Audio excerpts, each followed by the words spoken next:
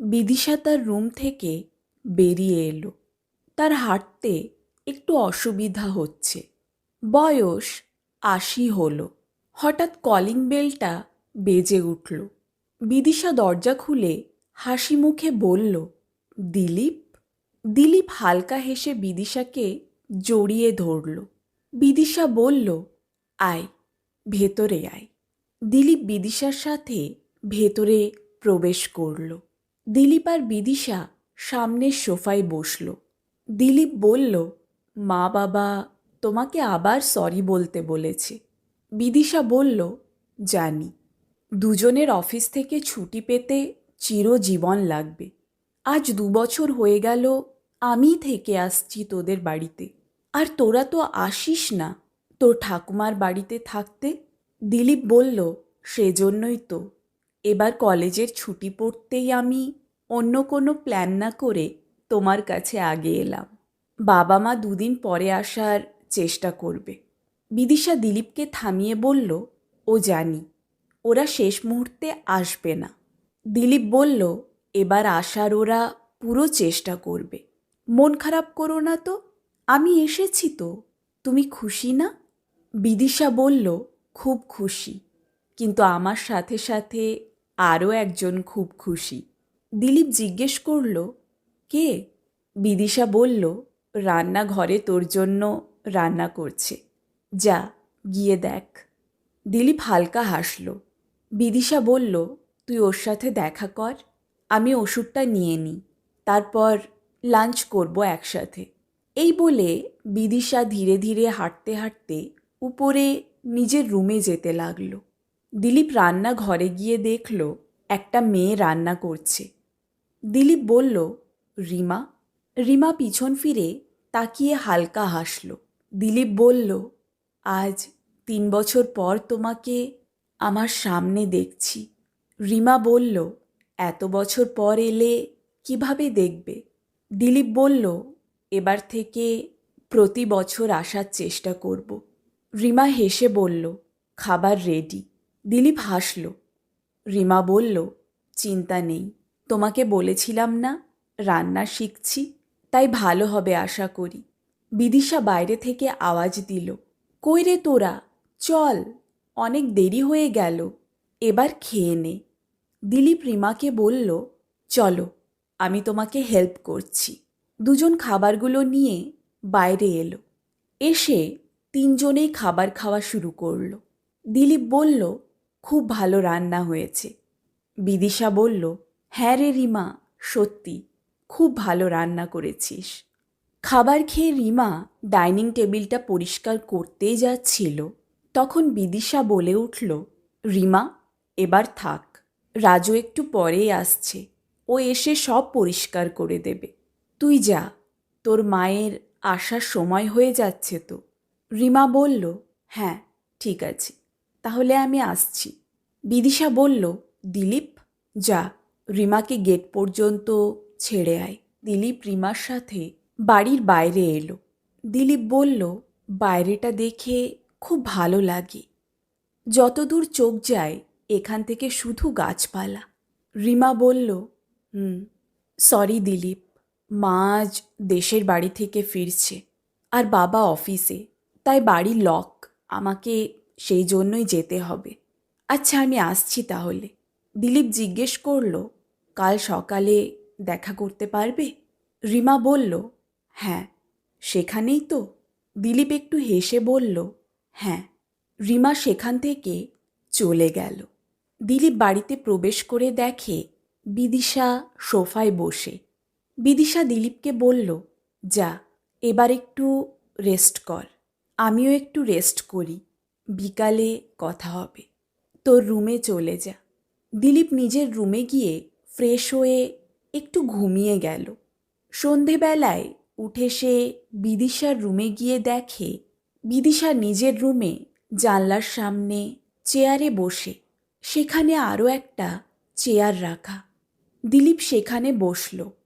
দিলীপ দেখল বিদিশার চোখে হালকা জল। দিলীপ জিজ্ঞেস করল, কি হলো ঠাকুমা? বিদিশা বলল, জানিস, তোকে আর রিমাকে একসাথে দেখে আমার তোর দাদুর কথা মনে পড়ে। তোদের মতো যখন 20 বছর বয়স ছিল আমাদের, তখন বিয়ে হয়। দিলীপ জিজ্ঞেস করল, তাই?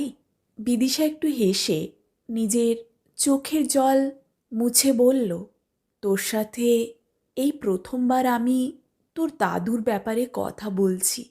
দিলীপ জিজ্ঞেস করল, তুমি কখনো দাদুর কথা বলো না কেন?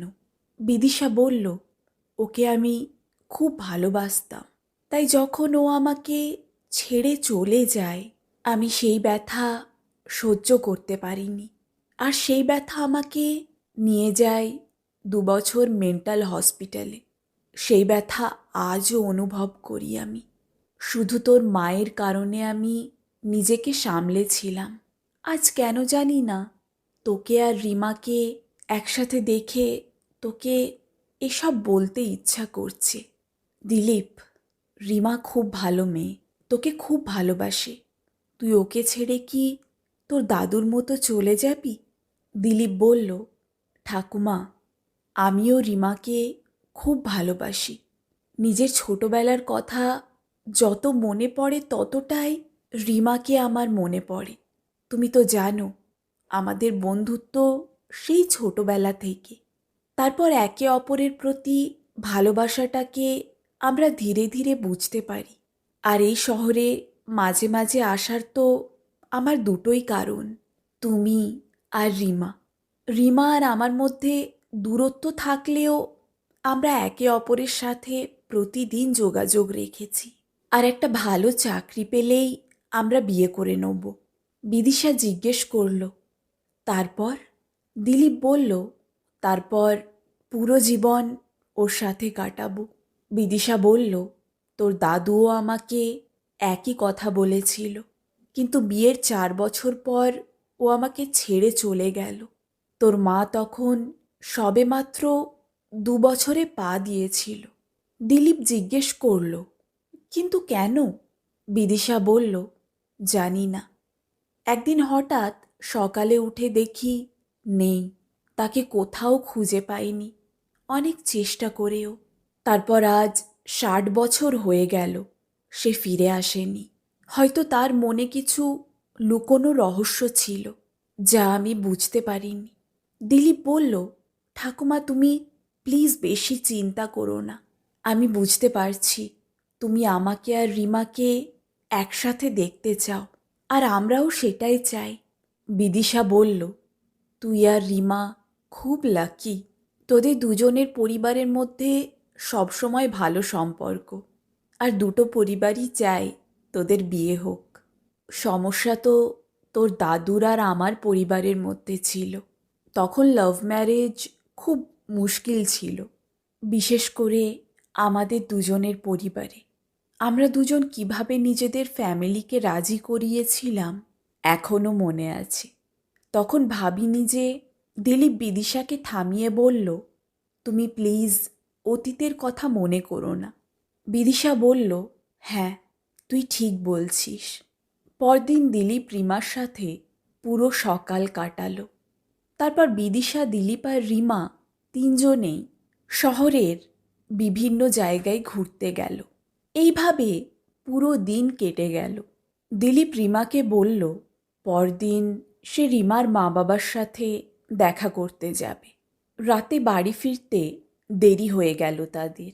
বাড়ি ফিরে তারা খুব ক্লান্ত। রিমা নিজের বাড়ি যাচ্ছিল। তখনই বিদিশা বলল, আজ আমার কাছে থেকে যা। বিদিশা রিমার মাকে কল করে বলে দিল। রিমা বিদিশার সাথে বিদিশার রুমে ঘুমাতে চলে গেল। দিলীপও নিজের রুমে ঘুমাতে চলে গেল। সকালে দিলীপের রুমে কেউ যেন নক করছে। ঘুম ভেঙে গেল দিলীপের। সে শুনতে পেল রিমার আওয়াজ। রিমা বলছে, দিলীপ, ওঠো তাড়াতাড়ি। দিলীপ তাড়াতাড়ি উঠে দরজাটা খুলে দেখে রিমা খুব ভয় পেয়ে আছে। রিমা বলল, ঠাকুমা। দিলীপ জিজ্ঞেস করল, কি হয়েছে ঠাকুমার? রিমা বলল, ঠাকুমা অজ্ঞান হয়ে গিয়েছে। দিলীপ ছুটে বিদিশার রুমে গিয়ে দেখে বিদিশা বিছানায় শুয়ে। আর বিছানায় বিদিশার পাশে একটা ছেলে বসে। দিলীপ তাড়াতাড়ি বিদিশার কাছে গেল। দিলীপ দেখল বিদিশা তাকিয়ে আছে। দিলীপ জিজ্ঞেস করল, ঠাকুমা, তুমি ঠিক আছো তো? বিদিশা বলল, হ্যাঁ, ঠিক আছি, চিন্তা করিস না। দিলীপ পাশে বসে থাকা ছেলেটার দিকে তাকিয়ে দেখল ছেলেটার বয়স অনেকটা তার মতোই হবে। গল্পটি অসম্পূর্ণ থাকলেও সেকেন্ড পার্টে কমপ্লিট করা হবে। ভালো লেগে থাকলে ভিডিওটিকে লাইক, শেয়ার, চ্যানেলটিকে সাবস্ক্রাইব আর নিচে কমেন্ট অবশ্যই করবেন। Thank you for watching and listening.